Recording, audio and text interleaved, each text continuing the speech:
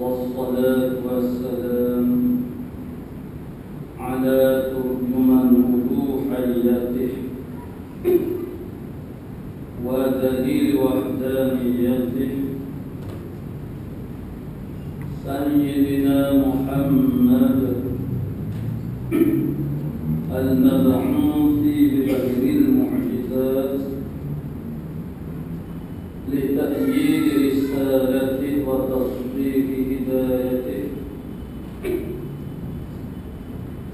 وعلى آله وأصحابه وأتباعه أجمعين ولا حول ولا قوة إلا بالله العلي العظيم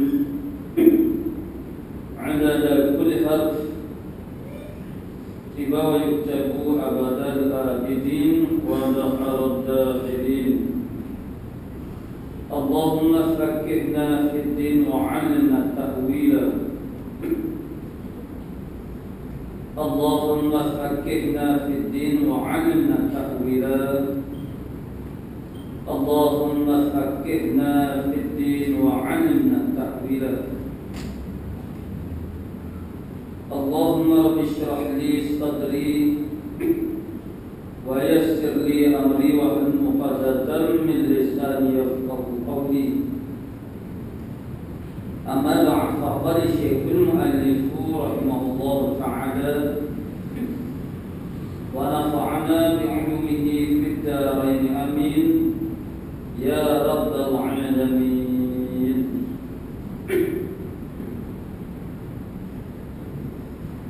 قال رسول الله صلى الله عليه وسلم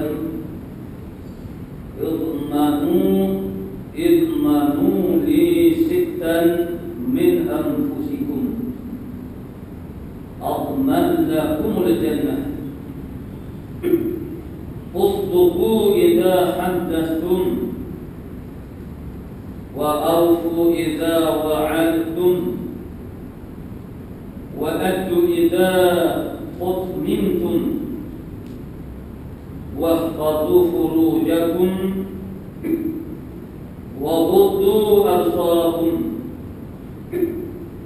وكفوا أيديكم. Rawahu al-Baihaqi an Ubadah bin Samit. Sanggupkah kamu akan mengadukan 6 perkara? Nescaya aku sanggupkan bagi kamu syurga. Yang pertama, hendaklah kamu itu benar apabila kamu bercerita. Yang kedua, hendaklah kamu sempurna apabila kamu berjanji. Yang ketiga, apabila diamanahkan akan kamu, hendaklah kamu tunai akan dia. Yang keempat, faras kamu hendaklah dipeliharakan. Yang kelima, pemandangan kamu mesti dipeliharakan.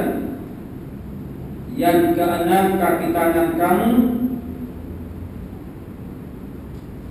peliharakanlah daripada mengerjakan yang haram. Qala musannifu rahimahullah ta'ala. Ini ialah hadis yang diriwayatkan oleh Baihaqi yang akhirnya sanadnya sampai kepada sahabat itulah Ubadah bin Samit. Merupakan tawaran daripada Rasulullah sallallahu alaihi wasallam kepada umat. Ini Nabi buat tawaran kepada kita untuk kita mencapai kebahagiaan yang sebenar dan terlepas daripada api neraka. Kejayaan yang paling besar daripada permulaannya ialah an-najina minan nar, manusia yang terlepas daripada api neraka. Jadi apa saja usaha kita pada masa sekarang, tak lain tak bukan ialah dalam usaha macam mana kita nak menjadi boleh terlepas daripada neraka. Dan bila terlepas daripada neraka, automatiknya maknanya boleh masuk syurga. Kerana di akhirat kelak ni dia tak ada destinasi ni dua ni saja. Maka sahaja tidak ada yang ketiga ni. Maknanya kalau tidak masuk dalam syurga dan neraka. Kalau tak masuk neraka dari syurga. Itu ada dalam Al-Quran, itu surah Al-A'raf. Itu suatu tempat tengah-tengah antara syurga dengan neraka. Itu adalah penempatan yang sementara. Yang akhirnya akan masuk syurga atau masuk neraka. Itu adalah panggil satu cara Allah Ta'ala memberi ibrah pengajaran kepada kita. Seandainya amalan kita itu dia panggil tak ada kuah balik mana-mana. Jadi sekalian ditawarai kepada Nabi dengan kata-kata Nabi, idmanu li sittan min anfusikum. Mu sanggup buat kalau ni adnan lakumul jannah. Aku sanggup bagi kamu. Mana sanggup tu jamin surga ni Allah Subhanahu Wa Taala. Mana aku sanggup nak pergi kecek dengan Tuhan. Dan kalau Nabi yang pergi kecek tiga dengan Tuhan, pasti dapat. Dan sanggup kalau net kalau ni, kalau sanggup net kalau ni, sanggup tu. Nak fikir waktu supaya boleh masuk surga. Tu cara Nabi buat tawaran ni. Ni benda ni kalau kita baca tadi tapi waktu kita nampak dah ni. Perkara yang asas, benda-benda yang bukan sahaja dari hadis ni. Ini dia panggil tadakhul, bermasuk-masukkan. Maknanya dari hadis lain pun ada sebut 2-3 perkara, bukan ni lah. Ada 2-3 perkara, kemudian 2-3 perkara lain disebut dari hadis lain pun. Jadi ini di antara himpunan yang terbesar dari segi amal Islam. Mana perkara kalau Nabi sebut ni maknanya perkara yang perlu kita beri perhatian. Kerana apa? Kerana banyak berlaku kegelincir, kelecok ni benda ni. Gelincir itu maksudnya salah silap kita di dalam bab-bab yang seumpama lagu ni lah baik. Jadi benda ni sebagaimana disebut saat itu, perkara ni kita acak kali lah. Dan dari sini nak memahami, nak mengerti itu tidak payah nak faham dan itu mana tak payah. Cuma itulah Nabi guna berkata dia mamuli mu sanggup. Masalah dia ialah kita disanggup, kau tak sanggup. Maknanya no, kita no. Kalau tanya nak surga semua nak, tapi kesanggupan kita untuk melalui jalan ke surga tu, tu tak sanggup. Kita tak sanggup umpamanya amal-amal kelebihan yang kita tak bukan kita tak mampu, kita nak buat tapi kita tidak sanggup untuk melakukan secara berterusan. Bukan soal kemampuan. Kalau benda ni kita tak mampu, Tuhan itu akan suruh kita dimulur lagi. Tiap-tiap hari Tuhan perintah kita buat bermakna kita mampu buat. Cuma kita ni sanggup atau tak sanggup. Sanggup pada daripada perkara yang membahayakan kita atau kesanggupan. Sebab itulah Nabi guna perkataan kalau mu sanggup perkara ni bagi diri kamu, aku sanggup bagimu syurga. Kamu sanggup pada buat perkara. Kalau kita nak bahasa secara lebih detail, dia mau nak masuk syurga betul. Boleh kata dia mau nak pada kawin dulu kecek kira dengan Tuhan. Ini makna Nabi. Ya Nabi ni tentulah kalau dia yang panggil cabut angin, dia sendiri yang direkomend kepada Allah Taala kita masuk syurga, pasti pasti dapat. Jadi Nabi tanya dia mau pada masa kita kata no. Kalau dia mau begini dia mau kena sanggup buat perkara ni. Kalau dia mau sanggup perkara ni ada apa kau sanggup. Untuk kau sanggup dan kamu bagi syurga. Mana Nabi jamin, mana mendapat jaminan daripada Rasulullah sallallahu alaihi wasallam.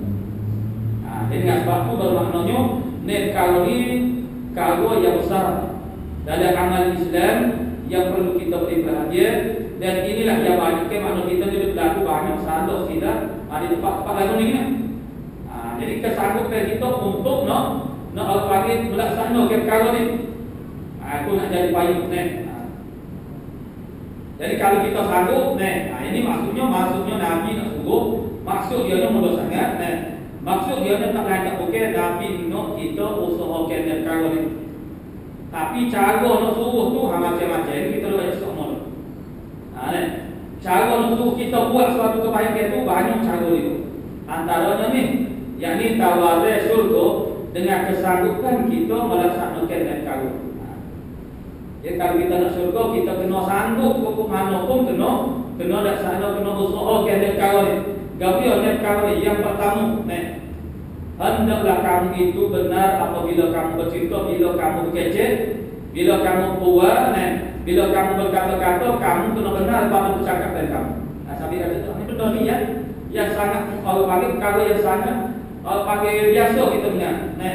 Benda yang kerap kali bukan sahaja dari hari ini, bukan dari hari-hari lain pun mana banyak. Bercakap benar dalam bercakap benar, itulah maksud. Mana benar dalam perkataan. Ini adalah satu juzuk dia bagi. Satu juzuk, satu bahagian, satu part, satu section daripada kebenaran kita tu dengan Allah Subhanahu Wa Taala. Ini berkecek dengan siapa? Ini berkecek dengan manusia. Jadi asas dia teras dia. Mudah nak jadi amal ni apabila kita mengaku itu benar.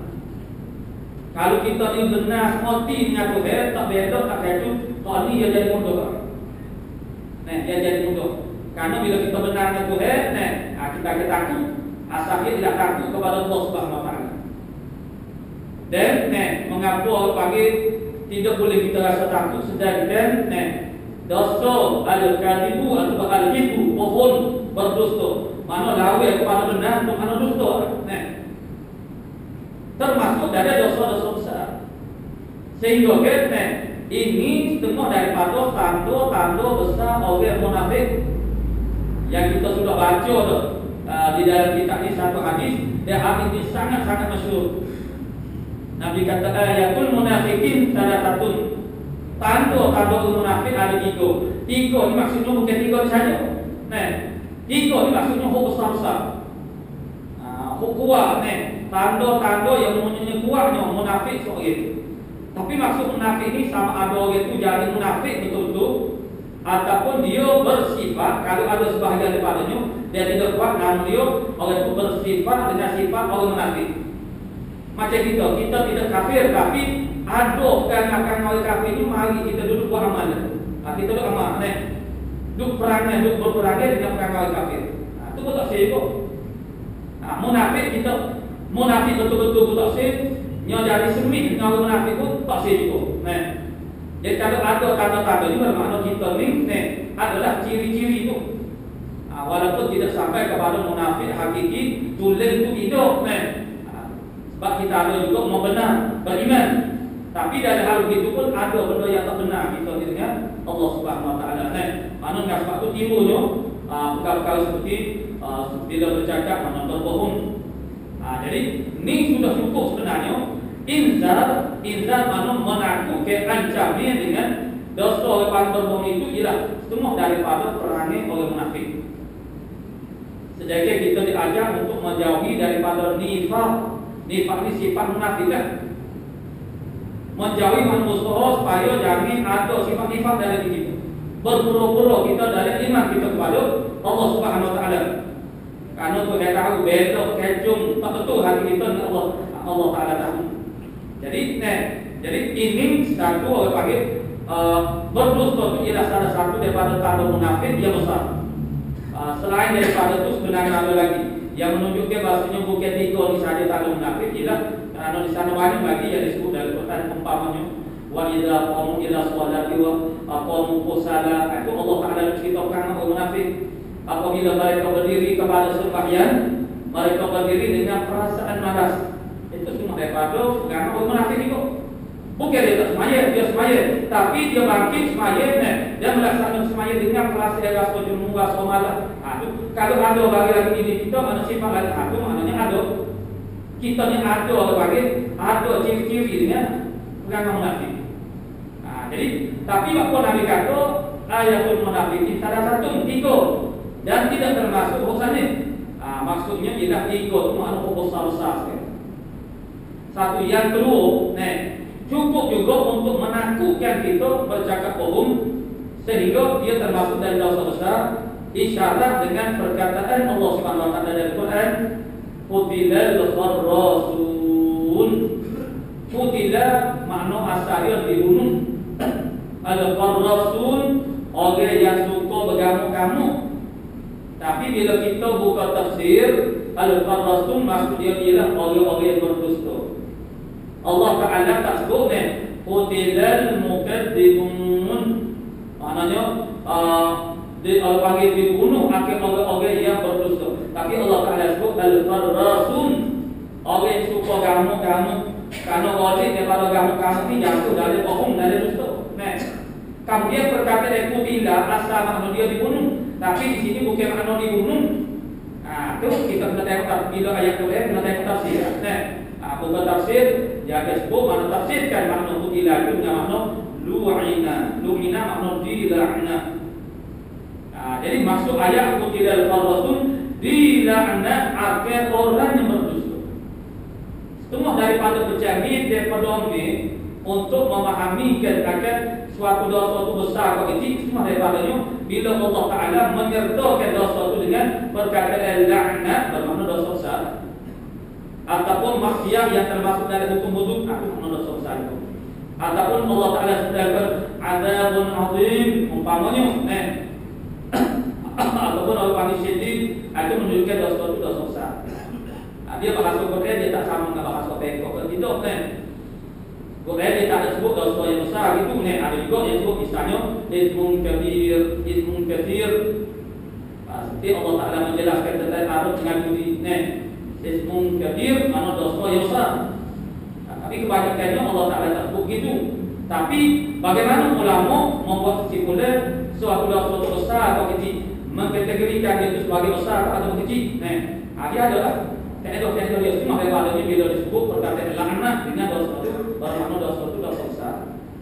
Jadi perkataan qutila dibunuh, mana diserupakan laknat itu seperti orang yang kena bunuh. Orang yang kena laknat ni itu harus tasbih kan. Itu harus serupakan seperti orang yang kena bunuh. Dan mana orang kena bunuh? Orang yang kena bunuh tak pakai gawar. Tak pakai gawar, tak ada hatu ni. Orang kena laknat, orang kena laknat bukanlah serupa.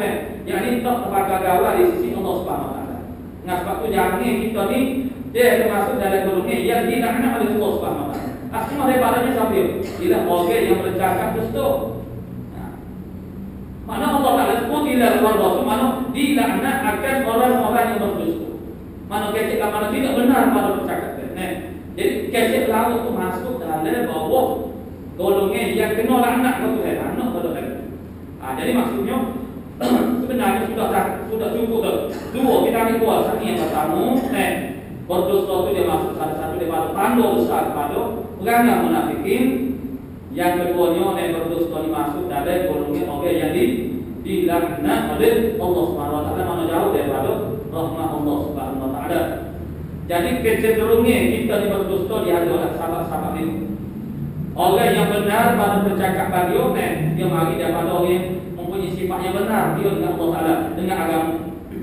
Dan orang yang berani, orang berani makna dia kecenderungan nak cakap belawak ataupun sesuatu payung. Biasanya orang yang cakap belawak ni kadang-kadang tidak semestinya dia berdusta tu kerana benda yang panggil maksiat atau benda yang halal.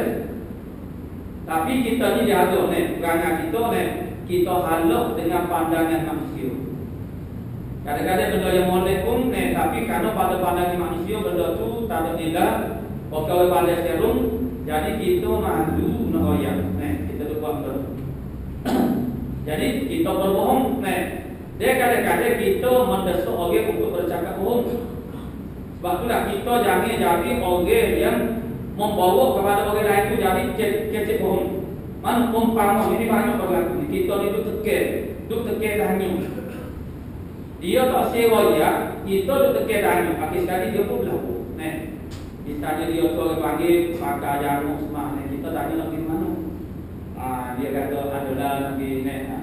Dia orang tak layak dia nak buat apa, dia nak pergi mana, bukan barang mana, benda dia nak buat ataupun dia nak gitu benda tak molek, okey. Dia adalah sebab-sebab dia tak sewa.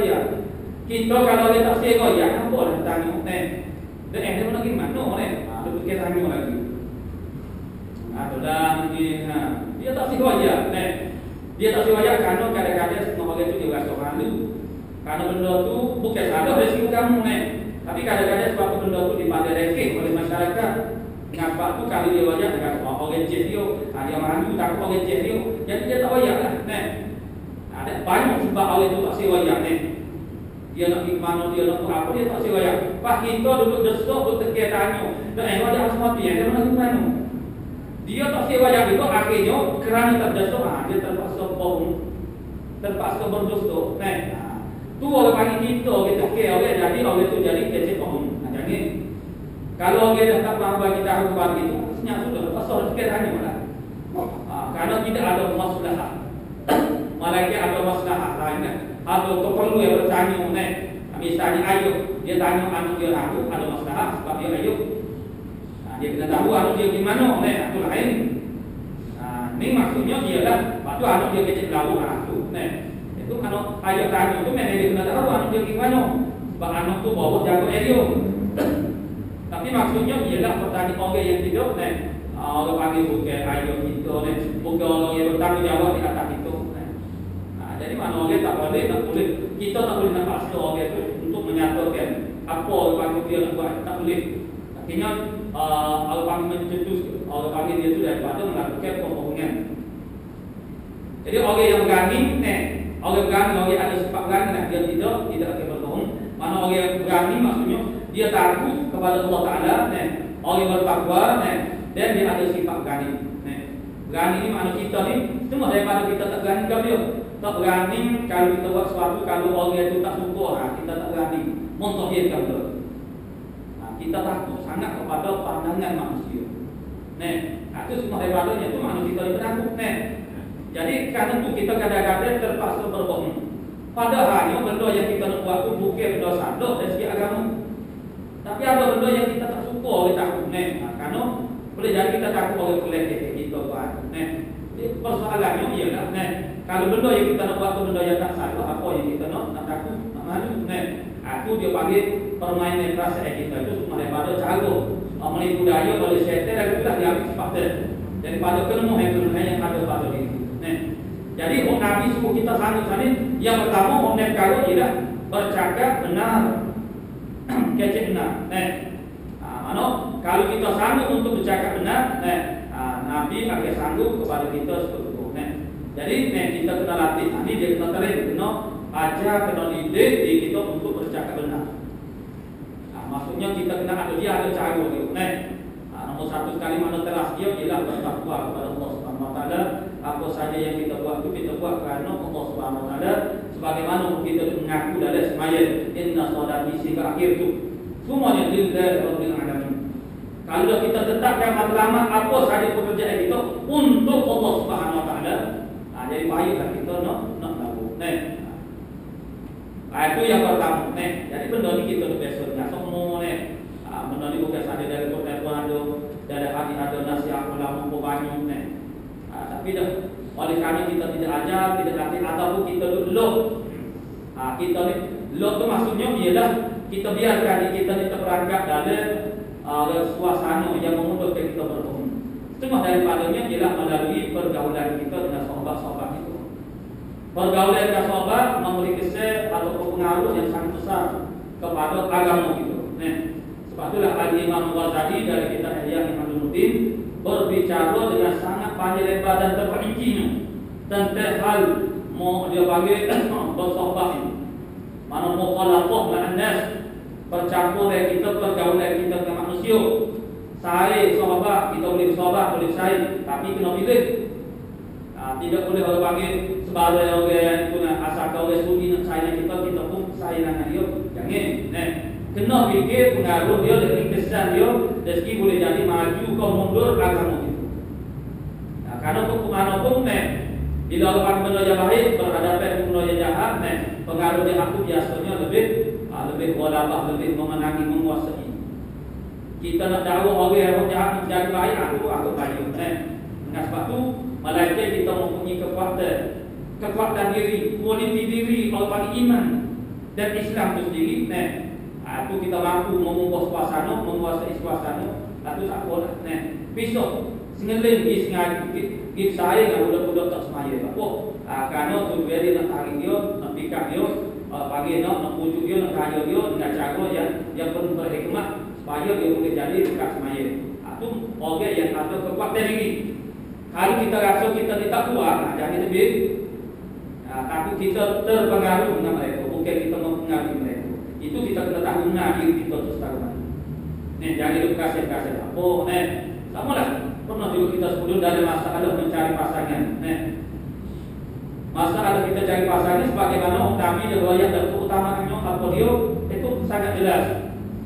Keutamaan daripada 4 perkara, 4 senarai yang kami telah nyatakan nomor 1 kali ialah walaupun disebut agama itu kemudian, tapi akhirnya Nabi kata pas bila dinding mau pilihlah yang mempunyai agama itu nomor 1. Yang lain itu mana yang kedua, yang ketiga.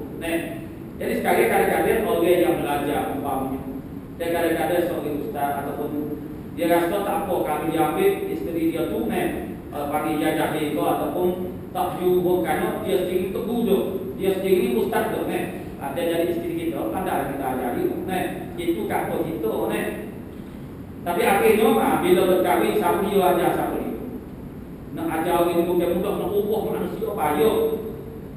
Kita nak ubah manusia di payah, nak ubah benda-benda lain mudah nak ubah bagi perabu-perabu dari rumah kita. Tiap-tiap hari kita ubah kan kita cakap, kita rajinkan tapi nak ubah orang ni bukan satu benda yang sangat mudah walaupun dengan cakap ilmu kita banyak sekalipun apatah lagi sering kali berlaku kadang-kadang bukan kadang-kadang sering kali berlaku yang namanya orang panggil pendakwah ini sibuk berdakwah kepada orang lain sehingga anak isteri itu tak tersadarkan, tak dapat didakwah. Tidak terdakwakan anak isteri. Hebat dia mana dakwah orang lain, tapi anak isteri dia tu jadi tak ada masuk sibuk. Itu paling benda ni berlaku. Ini disedari oleh golongan pendakwah, ustaz-ustaz atau sahabat setengah-setengah. Ustaz tu dia orang panggil dia mengajar penuh mana ni. Dia stop, dia break semua daripada apa tu kerana memadai masuk di bersama dengan anak-anak ini tak ada.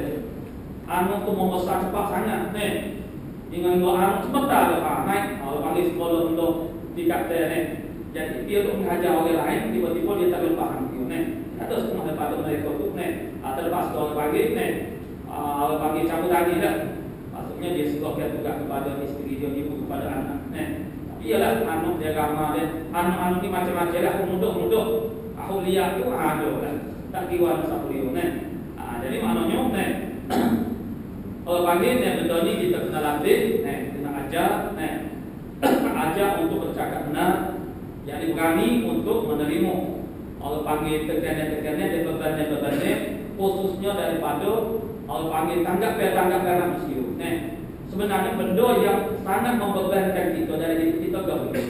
Tanggapan manusia terhadap diri kita. Kita ni kalau kita dari segi berpakaian umpama, kita terpaksa mengikut kehendak orang semasa pakaian semasa orang pakai Bapa walaupun orang tak kata tetapi dalam hati kita duduk kasih-kasih orang duduk kata kita terpaksa ikut kadang-kadang orang terpaksa ikat dulu kerana nak orang panggil jago bahagian pakaian, bahagian dia sanggup ikat bu mana mampir ternyata tak apa lah asalkan orang panggil dia boleh saya ramai-ramai dengan orang yang orang panggil ada pelas pokok ada sanggup kan mana dia sanggup seksual dia mana dia kerana sebenarnya dia yang memilih untuk orang panggil meletakkan dia dari tekan maknanya dia sudah terperangkap dan dia orang panggil berasa-berasa dari hati dia terhadap tanggapan manusia terhadap dia. Kita nak tanggapan yang baik dan tanggapan yang tinggi manusia terhadap diri kita. Jadi itu semua daripada perkara yang menemukan kita. Sehingga kadang-kadang kita tak boleh bertindak dengan tindakan yang betul. Walaupun kita ada ilmu maksudnya kita tahu kok sebenar mana, kok salah mana. Tapi syaitan boleh guna ilmu kita ni untuk kita jadi sukar untuk memilih. Padahal khawf mengamati itu sangat jelas. Kenapa? Karena pengaruh-pengaruh manusia yang ada di sekeliling kita atau menyebabkan kita akan tertutup karena ada semacam itu. Dan akan timbullah antaranya gejala-gejala bercakap bohong. Karena kita tak berani untuk menghadapi kenyataan di kita ni. Yang kedua, Nabi suruh kita sanggup hendaklah kamu itu sempurna apabila kamu berjanji.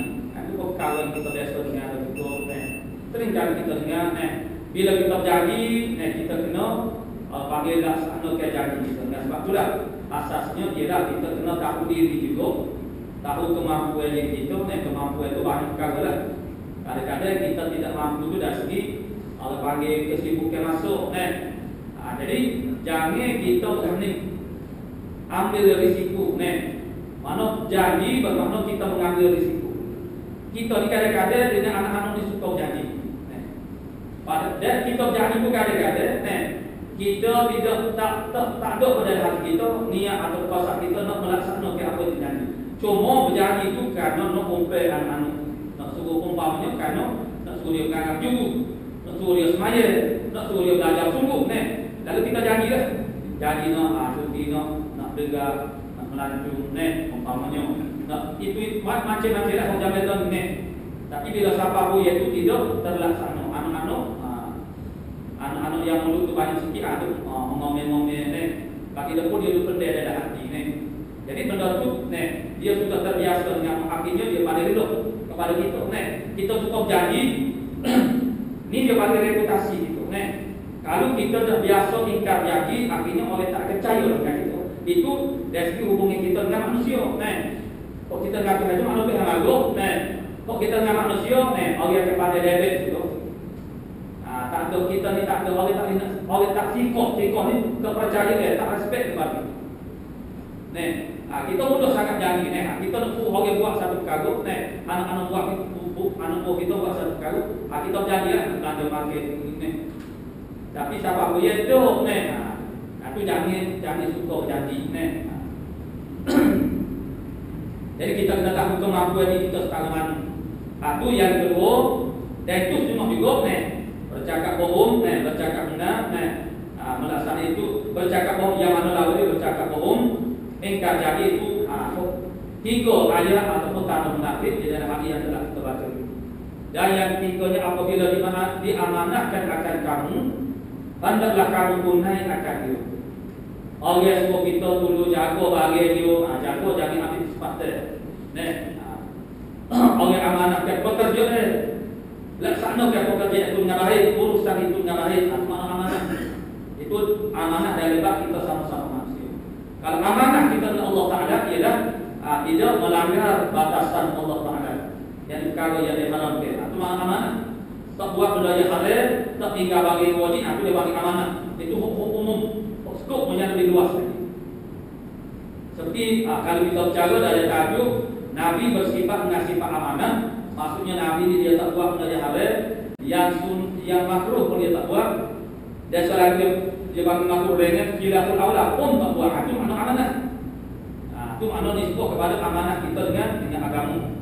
Amanah kita dengan manusia dari bab Allah panggil orang suruh dulu jaga harta benda dia, suruh dulu jaga orang panggil apa nama anak dia misalnya dia, tapi kita tak jaga, itu dia panggil tidak beramanah.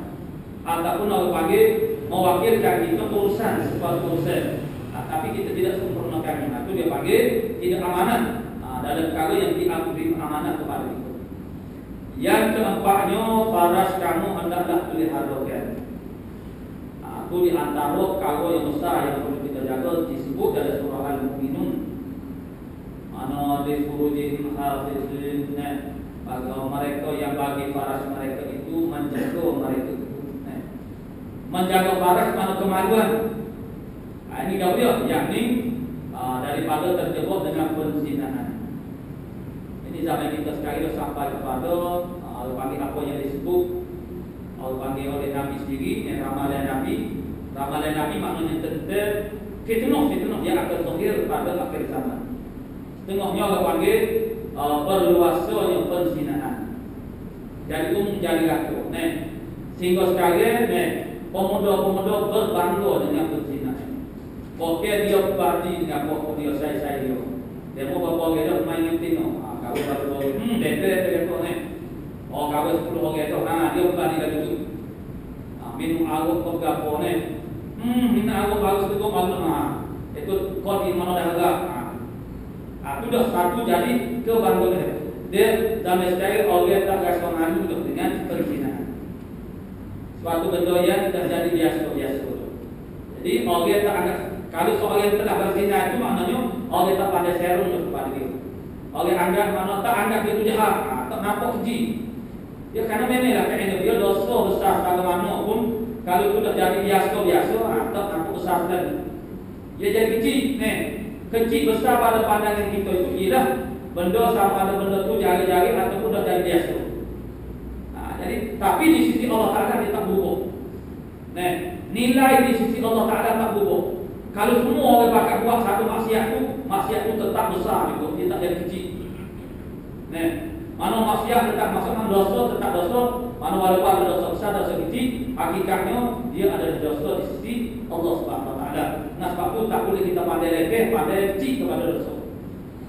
Itu semua daripada mukadimah kepada taubat. Mana kita jangan pandai kecil dosa, mana pandai kecil jangan ingat dosa ni benda kecil, kena anggap dosa ni benda besar. Seperti kata Ibnu Mas'ud, orang munafik di dosa dia seumpama lalat hingga di atas badan itu. Kalau dia kuat, tak kena pun dengan jari sekutu dia, maknanya lalat tu akan lari. Tapi bagi orang yang benar-benar beriman, dia menganggapkan dosa seumpama batu besar di atas puncak bukit yang bergolek nak timpul di atas kepala dia. Itulah Allah panggil perasaan dia terhadap dosa. Sehingga menyebabkan kalau pun dia tu ada keinginan nak buat, jadi tak jadi nak buat, tegur. Apa? Kerana dia mari fikir lagi tu, cara pemikiran, betul. Tapi kalau kita anggap benda tu kecil, ada biasa, orang buat satu anu, kita kata, itu makna kita anggap benda tu kecil biasa. Jadi kalau begitu, ibu bapa pun dah tak rasa misalnya. Kalau dulu dadah kau pada di kampung, kalau ada sore ada mengisap dadah, malu. Bukan ibu bapa sekapung malu, malu. Yang wayang dia kampung kita tak sewayang malu, tapi sekali tak jadi malu. Sebab apa? Sebab benda tu dah jadi latah mana dah jadi umum merantau, mana kalau tu dah jadi biasa. Jadi tak ada rasa malu. Nisbah kepada kita, benda tu dah jadi biasa. Tapi di sisi Allah Taala, Allah panggil nilai dosa tu tidak akan jadi berkurangan dengan sebab manusia anggap benda tu biasa. Jadi jaga balas ini satu benda yang mencabar juga di zaman itu. Apatah lagi perkara-perkara yang mendorong kepada membangkitkan syahwat itu sangat berluas. Ini remaja-remaja, pemuda-pemuda, umpamanya melihat Allah panggil gambar-gambar lucah, porno semua tu kalau tu kita bincangkan ada dulu satu hari tentang patung. Kemudian kalau panggil dilibatkan sama masalah gambar. Di gambar-gambar lucah itu dah berpagi kita akan membangkitkan syahwat. Banyak suasana yang Allah panggil boleh membangkitkan syahwat nafsu seks. Jadi yang pada remaja ini yang dia tidak ada tempat untuk Allah panggil menyalurkan nafsu seks dia sudah akan terdedah kepada Allah panggil perzinahan. Bahagia orang yang sudah berkahwin nanti tulisan cara kepada kita ni. Kalau tengok orang perempuan dan kita rasa takjub, rasa kagum dengan kejelitan dia di comel, kita rasa kena cepat-cepat balik rumah cari diri kita. Itu untuk orang panggil nak menelok daripada kita tu jadi gila bahaya tu dia tak ada bahasa-bahasa. Itu cara Nabi ajar. Tapi bagi remaja-remaja dia tak ada tepat. Jadi akhirnya pendedahan kepada benda-benda lagu ni sebegitu banyak, sangat mudah. Sedangkan pendedahan kepada pendidikan Allah panggil menakutkan kepada Allah Taala tu boleh, menakutkan kepada akhirat tu boleh. Jadi Allah panggil benda balik sana. tu mah. Au panggil belajar no ajar kita kan gato buye. Ne. Mana takut maklumat tentang azab pengaku azab Allah Taala atau mana buye dapat tanya sedekah oleh panggil pendedahan kepada benda-benda yang membangkit kepada nafsu syahwat ni begitu banyak dan begitu mudah. Jadi itulah yang menjerumuskan dalam panggil kepada berzina. Dengan sebab itulah Allah Taala dalam hal berzina ni Allah Taala kata la taqrabu zina, jangan dekati zina. Bukan kata jangan zina, dekati zina itu maksudnya jangan melakukan perkara yang menjadikan kita menjadi panggil terdorong melakukan zina. Apa dia panggil jalan pada usaha kepada berlaku zina. Antaranya pergaulan bebas, banyaklah. Kalau jalan dulu bertutur surat dan macam-macam cara berhubung yang pada hari ini, itu maknanya yang boleh membawa kepada berlaku perzinahan. Jadi kalau kita nak surga Allah Subhanahu Wa Taala faraj, kita kena jaga, yakni jaga dia supaya kita dapat menyalurkan dia kepada perkara yang diredai oleh Allah Taala saja. Dan yang kelimanya, pemandangan kamu mesti dipelihara sama juga. Dan dia ada kaitan sebenarnya faraj dengan pemandangan. Karena apa yang kita lihat itulah yang akan membangkitkan syahwat. Dengan sebab itu jaga pemandangan itu. Bukan sahaja yang haram, bukan yang halal pun juga. Kalau kita kecil dari bab khusyuk dan sebagainya, yang kita jadi tak khusyuk itu kalau kita tengok banyak perkara walaupun dia halal. Dan ini bila kita semaya, syaitan itu menghindar untuk mari tahiyat, sehingga kita jadi lalai daripada mengingati Allah Subhanahu Wa Taala. Tapi di sini khususnya paling kurang pun kena jaga pandangan kita daripada perkara yang diharamkan melihatnya. Yang keenamnya kaki tangan. Di dalam hadis Nabi sebut wa kufu aydiyakum. Kufu maknanya tehe, pegang tangan kamu. Tapi sini dia terjemah kaki tangan. Pegang tangan kamu, mana tahan tangan kamu. Yakni ditakdirkan maknanya daripada mengerjakan yang haram. Dia di antara penyumbang kepada perkara yang haram banyaknya antara hidup dengan tangan. Sebab itulah Nabi dalam satu hadis yang lain Nabi kata al-muslimu, seorang Islam yang sejati itu bagaimana? Seorang Islam yang berkualiti itu ialah mana al-muslimu mana man salimal muslimuna an lisanihi wa yadihi. Orang Islam yang sebenar itu ialah orang yang mana selamat orang Islam yang lain daripada hidupnya dan tangannya. Maknanya orang Islam yang sejati ialah orang yang mana orang Islam lain itu selamat daripada kejahatan lidah dan tangan. Kejahatan lidah banyak kita menyakiti hati orang dengan itu. Bukan sahaja menyakiti hati, menyakiti itu kepada seperti mengarahkan orang supaya bunuh ke hati.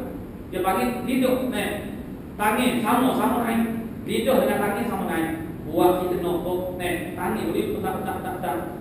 Mesti kau kapan buat kita nombok, ataupun sign tanda tangan. Orang-orang yang ada kuasa, sikit je dia tanda tangan, meluluskan. Mudah-mudahan itu, meluluskan oleh panggil perkara maksiat itu tangan. Jadi teher tangan kamu daripada buat benda yang memudaratkan kamu dan juga orang lain. Jadi perkara yang diharamkan.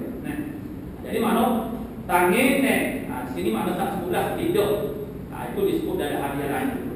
Jadi sini Nabi beri penekanan tentang jaga tangan. Karena aktiviti kita tak lepas daripada tangan.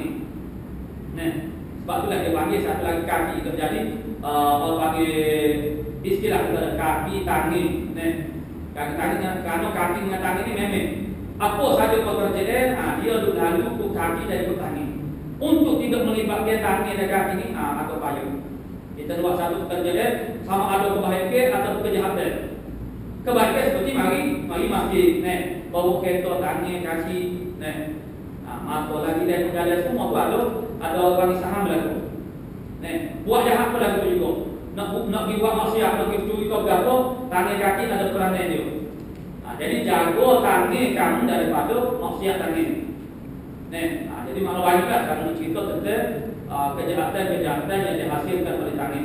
Jadi kalau kita sanggup kalau ni Yang nabi benda ni benda yang sudah kita biasa mengamalkan betul. Kalau kita sanggup melaksanakan yang kagum ni, Nabi juga akan sanggup kepada kita surga. Yang ni surga bukan Nabi, tapi Nabi boleh derajat juga dengan Allah Subhanahu Wa Taala. Itu satu keistimewaan yang Allah Taala beri kepada Nabi itu Muhammad Sallallahu Alaihi Wasallam. Semua daripadanya dipanggil sebagai syafaat. Syafaatul Uzma itu satu, dan syafaat yang lain. Jadi inilah cara kita untuk mendapat kebahagiaan akhirat.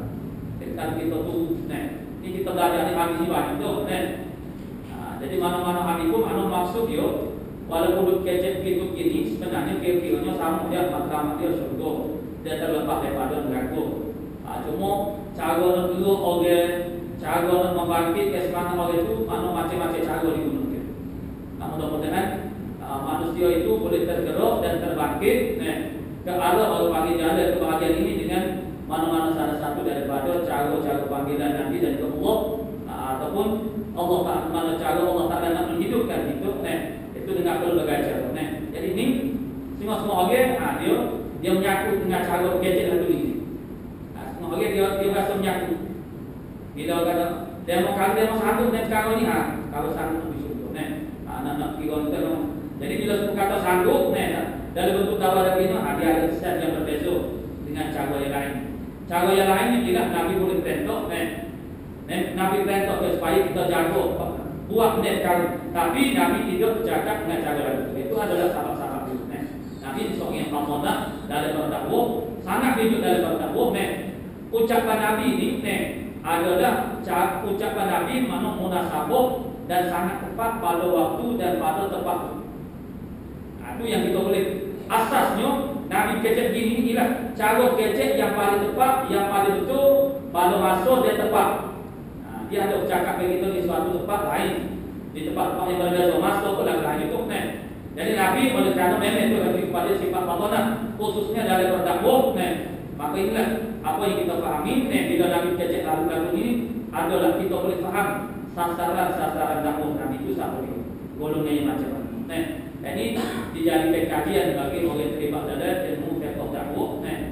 Nabi kaji barang ni kerana memadakan sasaran dakwah dia mesti kena kaji cara macam ni. Dan kita belajar daripada cara Nabi kaji dan cara Nabi menasihati makna manusia dengan keberbagian. Kemudian hadis seterusnya ittala'tu 'ala al-jannati fawajadtu aktsara ahli al-fuqara ila Allah Subhanahu wa ta'ala a'lamu bis-sawab billahi minasyaitonir rajim. Bismillahirrahmanirrahim.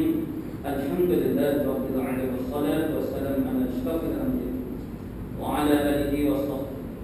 Allahumma taqabbal minna innaka antas sami'un wa tub 'alaina ya maulana innaka antat tawwabur rahim.